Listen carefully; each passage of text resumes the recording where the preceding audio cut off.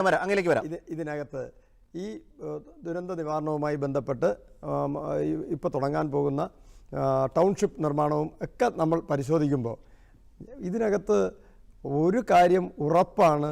ഇത് മുടന്തി നീങ്ങുന്ന ഇച്ഛാശക്തി ഇല്ലാത്ത ഒരു സർക്കാർ ദുരന്തബാധിതരെ ഒരു വല്ലാത്തൊരവസ്ഥയിലേക്ക് എത്തിച്ചുകൊണ്ടാണ് 8 മാസമൊക്കെ നമ്മൾ ഇതിനു വേണ്ടി എടുക്കുക എന്ന് പറഞ്ഞാൽ മനസാക്ഷിയുള്ള ഒരു സംവിധാനത്തിന് കഴിയില്ല. 1.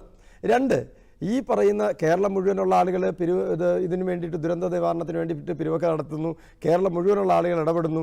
അത് നിങ്ങൾ പറഞ്ഞിട്ടല്ല എന്ന് പറഞ്ഞാൽ കേരളത്തിലെ CPM എന്ന് പറയുന്ന ഒരു രാഷ്ട്രീയ പാർട്ടിയുടെ വകയല്ല കേരളത്തിലെ സർക്കാർ. ആ കേരളത്തിലെ സർക്കാരിൽ നമ്മൾ ഈ ഫ്ലോറിലിരിക്കുന്നവരും കേരളത്തിൽ ഇപ്പോഴുള്ള 3.25 കോടി ജനങ്ങളുടെ അധ്വാനത്തിൻ്റെ മിച്ചമൂല്യം നികുതിയായി കൊടുത്ത് ആ നികുതി എടുത്ത് ചെലവഴിക്കാനുള്ള ഒരു ഉത്തരവാദിത്വം മാത്രമേ ഏത് സർക്കാരായാലും ഏൽപ്പിച്ചിട്ടുള്ളൂ. അത് ഭരിക്കുന്ന ഏതെങ്കിലും രാഷ്ട്രീയ കക്ഷിയുടെ കങ്കാണിമാരല്ല സർക്കാർ എന്നുള്ളത് ആദ്യം ഓർമ്മിപ്പിക്കണം. 2, നമ്മൾ ഈ ഫണ്ടുകളെ കുറിച്ചൊക്കെ പറയുമ്പോൾ കോടിയേരി ബാലകൃഷ്ണൻ കഴിഞ്ഞ പ്രളയകാലത്ത് പറഞ്ഞ വീടുണ്ട് CPM വെച്ചു കൊടുക്കുക എന്ന് പറഞ്ഞ വീഡിയോ ഇപ്പോഴും ഓടിക്കൊണ്ടിരിക്കുകയാണ്. കോടിയേരി ബാലകൃഷ്ണൻ എന്ന് പറയുന്ന എനിക്ക് ഏറ്റവും പ്രിയപ്പെട്ട നേതാവ് ഇപ്പോഴില്ല. അതുകൊണ്ട് അദ്ദേഹത്തിൻ്റെ പേരിനെ ഞാൻ പറയുന്നതല്ല.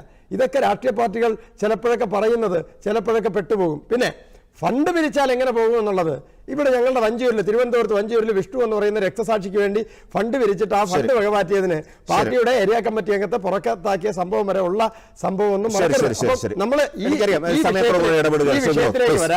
ഈ വിഷയത്തിൽ സർക്കാരിന് സമയബന്ധിതമായി ഇനിയെങ്കിലും സമയബന്ധിതമായി ദുരന്ത ബാധിതരെ അവരാഗ്രഹിക്കുന്ന തരത്തിൽ സംരക്ഷിക്കാൻ കഴിയും.